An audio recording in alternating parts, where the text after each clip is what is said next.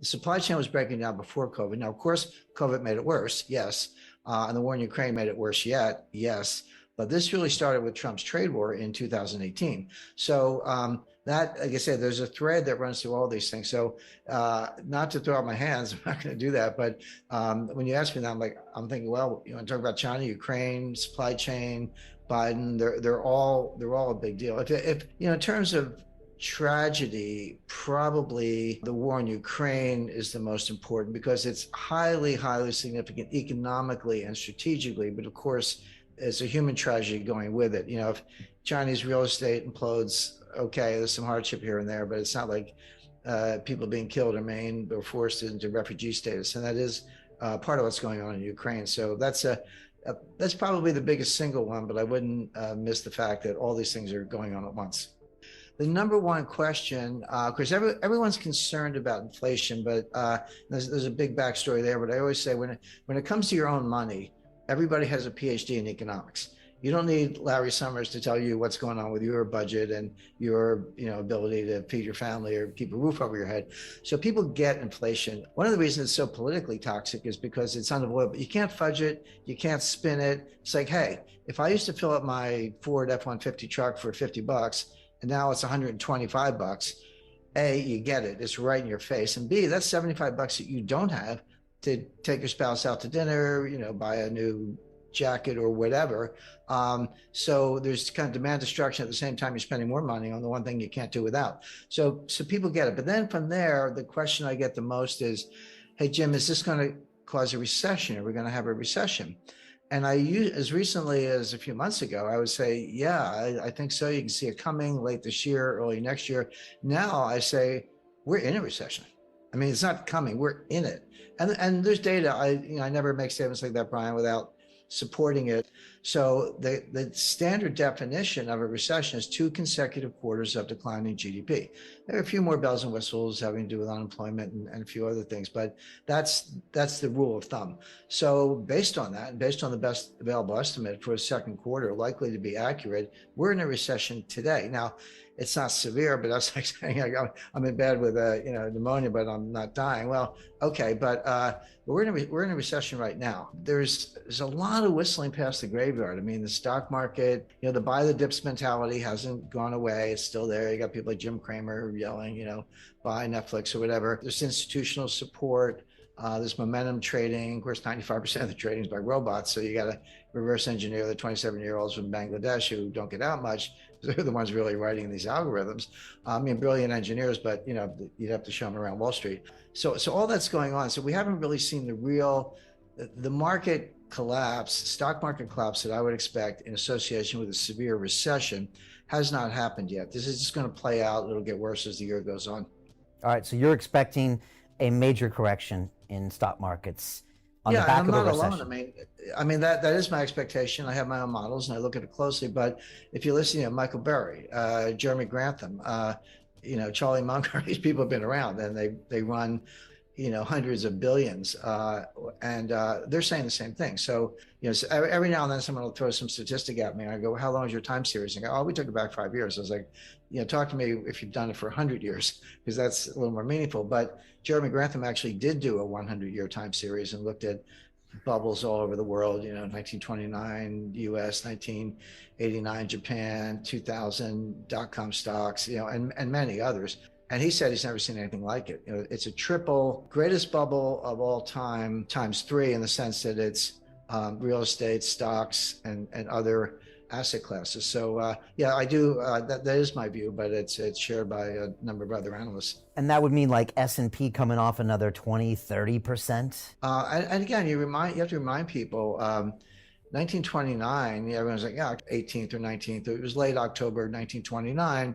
The stock market fell 22% in 2 days. It wasn't one day. It was like 12% one day, 11% the next day. So 23% over 2 days. But that wasn't the crash. That was the beginning of the crash. This Dow Jones fell 82% from top to bottom. Now, it took 3 years. It bottomed in June 1932, started in October 1929, so not quite 3 years. But that fell 82%. And, NASDAQ's down, bounced back a little bit in recent days, down close to 30%, down the S&P down over 20%. We're in bear market territory, but that's just the beginning. That's not what a full bear market, full market adjustment looks like in the face of the kind of recession that I expect. Talk to me about inflation, because I was looking at some of the inflation numbers, and you have to go back to the 80s to see anything that's approaching double digit.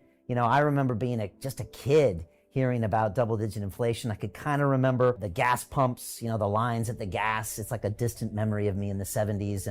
But how do you talk to, younger people these days about what inflation is or it means? Because I don't think people really grasp what it actually means to your savings or to the economy in even a medium term. Well, that's exactly right, Brian. And if you're a little younger than I am, but I lived through it. I started my career in banking in 1976, and I remember my wife and I used to kid each other. She was in advertising, I was in banking, and the inflation was so bad, you'd get a raise every like 4 or 5 months, and you didn't have to ask. They would just give it to you because they knew that you were going to quit if they didn't keep up. So she would get a raise, and she was making more than I was at the time. So we'd go out to dinner, and then I would get a raise, and I was making more than she was. So we would just tease each other about that. But that's how it was. And the psychology was, if you needed a whatever, a TV set or refrigerator, new car, whatever, you say, I better buy it now because the price is going to be higher. If I wait a month or 2 months, the price is going to run away from me. So it had huge behavioral. Of course, gold was, going to the moon. There was a lot. But Brian, you're right when you say we're putting up inflation numbers today that are the highest in 40 years. That is correct. Actually, it was 1981 before we saw these numbers. But I remind people, the inflation in 1981 was the end of a 10-year period of inflation. It wasn't the beginning. It's like, oh, that's some inflation. Yeah, we did. But it had started. In some ways, it started in 1968, and it really took off in 1974, 75. So 81, these numbers, that was when Volcker finally got it under control. But you go back to 80, 70, between 77 and 81, so that 5-year period, the dollar lost 50% of its purchasing power in that 5-year stretch. So you were putting up numbers, 10%, 11%, 13% and higher year after year. Yeah, 1981, it was, 9 or 10, which is what they're comparing it to today. But that was on the downslope. It had been higher than that in 77, 78, and 79. So the question is this the beginning of an inflationary surge where it's going to get even worse and it is going to last 5 years? Or is it different than that? But keep that in mind, because the 40-year comparison, it is correct, but that was the tail end of an even worse episode. There is this comparison to the 70s. By the way, I think the situation we're in today is very different from the 1970s, and I'll explain why. In the 70s, it was triggered from the supply side with first the Arab oil embargo in 1973 as a result of the 1973 Arab-Israeli war, and then the price tripled, but it went from like $2 to $6. Okay, but percentage terms, that's a huge jump, but it was still $6. And then it got to 12, and then in 1979 you had a second oil embargo because of Iran and the Ayatollah and the revolution and the hostages and all that, and then it went from kind of 12 to 20. So oil went up by a factor of 10 in the course of the late 70s because of those two different embargoes. So that's coming from the supply side. But what happened was the other source of inflation is on the demand side. So you have what's called cost push inflation. That's where supplies choked off, or there's an embargo, or there's a shortage, natural disaster, a lot of things. It's coming from the supply side, and demand is inelastic, so you just pay up or kind of do without. The demand side is much more psychological. That's called demand pull inflation. That's when consumers behave the way I described, and as I say, I lived through the 70s, where hey, I better buy it today, I better buy it now. You're pulling all this demand forward and bidding up prices because you're worried that it's going to get even worse. So as that applies to today, we are starting with the cost push inflation, mainly the price of energy, but the price of food is a big factor. And of course, they're related. I was like, here's the energy, here's the food. Where do you think the food comes from? To get the food, you got to feed the pigs and cows. What do you feed them? You feed them corn. How do you get corn? Well, you grow it on a farm. You need nitrogen fertilizer. You need diesel in your tractors. You get the food, you got to put it in a truck to get it from point A to point B. It requires diesel. The higher the diesel price, the higher the cost of food because you're moving it by truck, etc. So these things, as I say, are linked. But food prices are going up substantially, and the two things you can't do without are gas in the car and food.